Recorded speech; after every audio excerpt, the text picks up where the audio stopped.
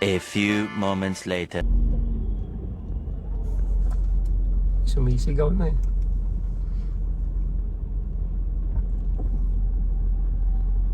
Yan mo yung puting kotse niya.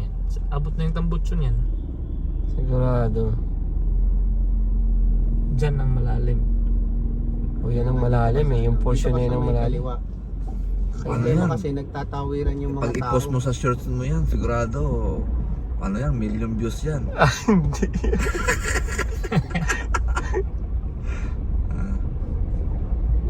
Dito ka sa kaliwa, Dre, ha? Dito nga ako sa kaliwa lang. Yung sa iba sa kanan eh.